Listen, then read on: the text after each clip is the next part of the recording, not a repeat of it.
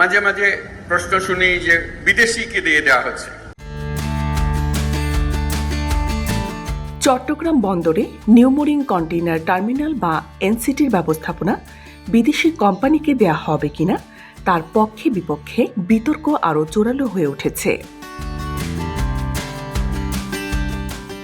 বিগত আওয়ামী লীগ আমলে এই টার্মিনাল ব্যবস্থাপনায় দুবাই ভিত্তিক একটি বিদেশি কোম্পানিকে পাবলিক প্রাইভেট পার্টনারশিপ কর্তৃপক্ষের মাধ্যমে দেওয়ার যে প্রক্রিয়া শুরু হয়েছিল সেটি এখন অন্তর্বর্তী সরকারের আমলে আবার গতি পেয়েছে।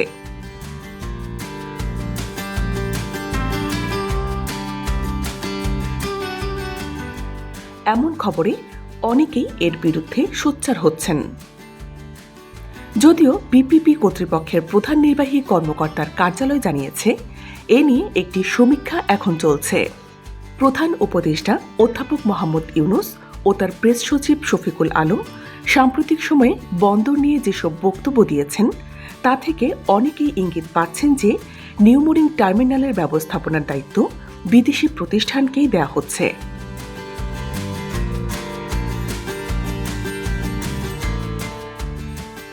নিউ মুরিং টার্মিনালে অত্যাধুনিক সব যন্ত্রপাতি এনেছিল চট্টগ্রাম বন্দর কর্তৃপক্ষ, আর টার্মিনালটি ব্যবস্থাপনার দায়িত্বে এখন আছে একটি বেসরকারি প্রতিষ্ঠান।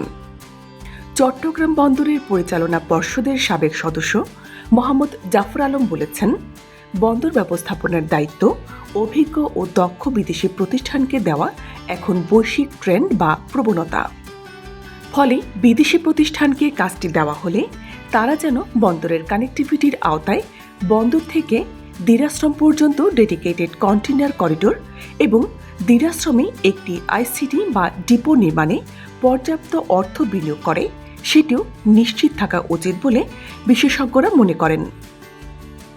সংশ্লিষ্টরা বলছেন, মূলত কোনো বন্দরে বিদেশি প্রতিষ্ঠানকে আনা হয় দুটো কারণে।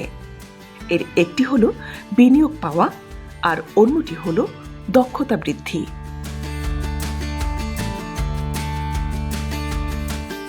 কিন্তু নিউ মুরিং টার্মিনালে নতুন করে এসব খাতে বিনিয়োগের সুযোগ যেমন নেই, তেমনি পাশেই নৌকাঘাটি থাকায় এটি সম্প্রসারণেরও সুযোগ নেই। অন্যদিকে বে টার্মিনাল ও লালদিয়ার চরে টার্মিনালের কাজ বিদেশিদের দেওয়া নিয়ে কোনো আপত্তি করছে না।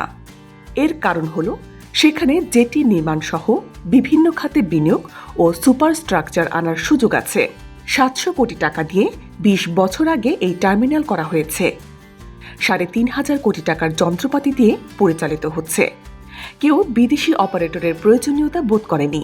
এর পরেও যা করা হচ্ছে তা হয় জেদ কিংবা লোক দেখানো। বরং বিদেশি কোম্পানিকে বে টার্মিনাল বা লালদিয়ার চর দিলে তারা সেখানে আধুনিক জেটি গড়ে তুলতে পারবে। চট্টগ্রাম বন্দরের ব্যবস্থাপনার দায়িত্ব বিদেশিদের হাতে তুলে দেওয়ার ঘোষণার প্রতিবাদে গত বৃহস্পতিবার ঢাকায় সমাবেশ করেছে বাম গণতান্ত্রিক জোট।